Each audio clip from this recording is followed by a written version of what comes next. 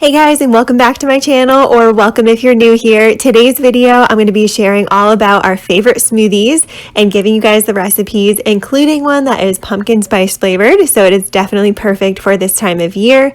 If you guys are new here, feel free to hit the subscribe button. It's just the red button below this video. It'll let you know when I post videos, and I do a bunch of videos about cleaning and organization as well as motherhood. So let's jump right into it.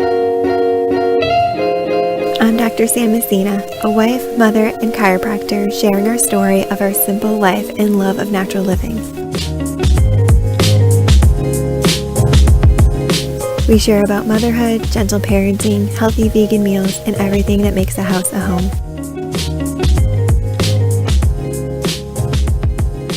Welcome to our family. So one of the first things you're going to need for all of these smoothies is bananas. I buy about 3 or 4 big bunches every week or two.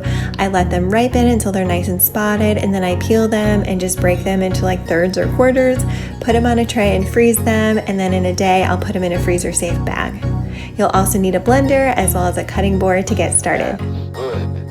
This first smoothie here is a green protein smoothie, and it's completely plant-based and vegan.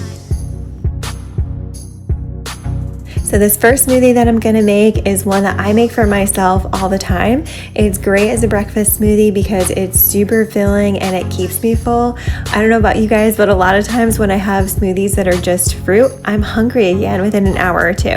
So if I'm having this as my breakfast, I need it to keep me full for a little bit longer than that.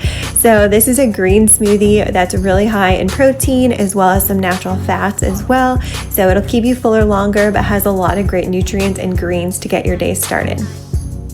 I'm starting off by putting everything in the blender with about 1.5 bananas and then 1.5 cups of frozen kale and frozen pineapple.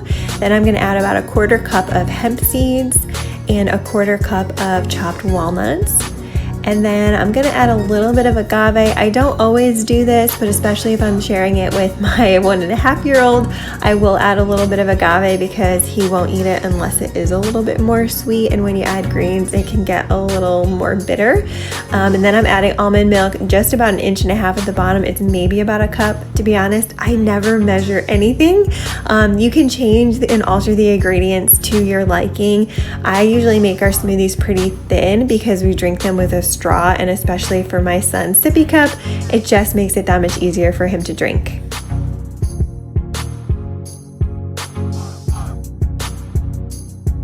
I also blend this one for a pretty long time. I mean, we use a Vitamix and it works incredibly well to get everything really nice and smooth, but especially with the nuts and hemp seeds, I want to make sure that everything is blended really well and it's not chunky.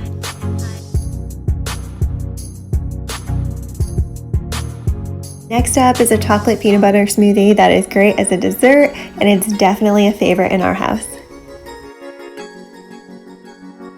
This next smoothie tastes like a chocolate peanut butter cup. It's so good, and it's definitely our son's favorite. He asks for it all the time. We call it a chocolate smoothie, and he knows exactly where we keep all the ingredients, and he will go and point to it.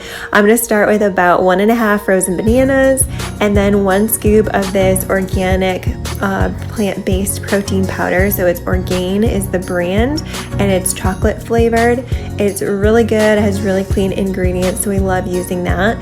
Then I'll use about 1 scoop of this PB Fit, which is just peanut butter powder. It has a lot less fat content than regular peanut butter or almond butter. Then about 1 cup to 1.5 cups of milk, depending on how thin you want it. And then I just blend it really well. And sometimes I'll top it with a little bit extra of the peanut butter powder. This peanut butter chocolate smoothie is definitely a great option as a healthy dessert. I don't know about you guys, but at night when my husband and I are just relaxing on the couch and unwinding for the day, I always crave to have something sweet.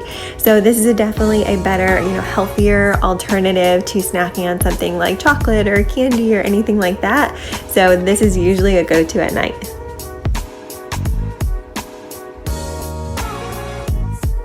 This next smoothie is super tropical, so it's definitely a favorite of ours in the summertime or even in the winter when you want those summer flavors. This next smoothie is called an avocolada. So it's a mixture of like a pina colada with avocados in it. And I kind of created this recipe following one that I had at Tropical Smoothie Cafe. It is so good. They still make it better than I can recreate it, but this is the closest I've gotten. It is really good, especially in the summertime. It just tastes so tropical, and it's definitely more of like a tart or bitter smoothie. So I like to make this one a lot of times for lunch, and I'll put like a ton of greens in it, but also with the fats from the avocado. It's good healthy fats and it keeps me fuller. So I'll start with 1.5 frozen bananas, about 2 cups of frozen kale or spinach, then about a cup to a cup and a half of frozen pineapple.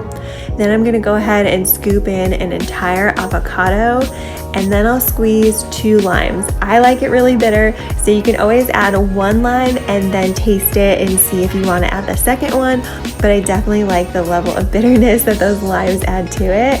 And then I'll add usually about 1 to 2 tablespoons of agave to sweeten it up, and then maybe about a cup of the coconut water. And the coconut water just gives it a really good coconut taste, but it's a really light taste. You can always add, almond milk or coconut milk if you prefer that, but I like it best with the coconut water.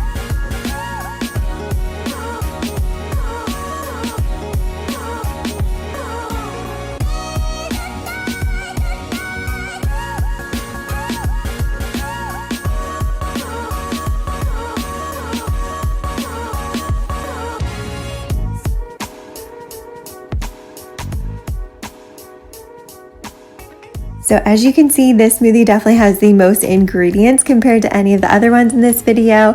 I don't usually make this one in the morning, for one, because I don't prefer these flavors first thing in the morning or something sour like this one is. But a lot of times I'll make it for lunch. Sometimes I'll even double the recipe. So I'll have like 2 big mason jars of this one as my lunch some days. That way I'm getting a ton of greens in, especially if I'm not craving something like a salad. I'll do this instead to get a good amount of the greens as well as the healthy fats from the avocado. So this is a great option for lunch.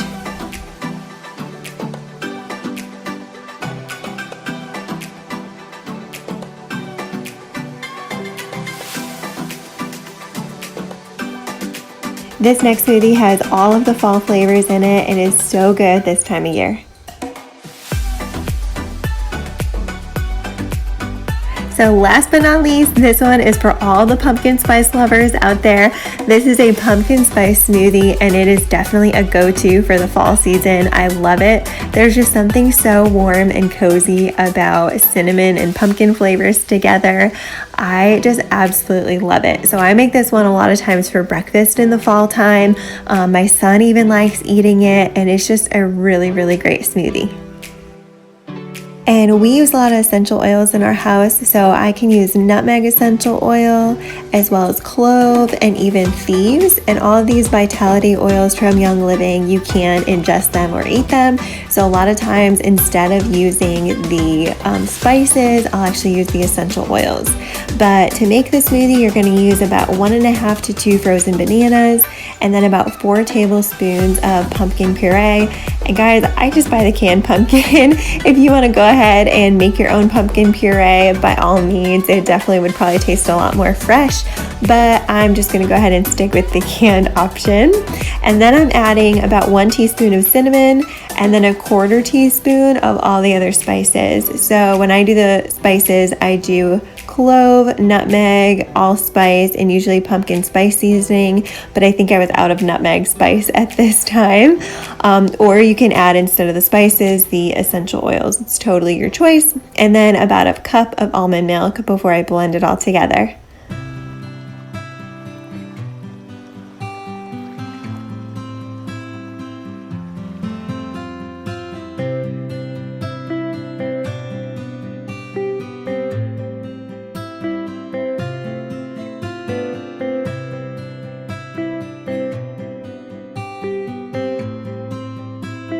So that's everything for this video. I hope you guys enjoyed this one.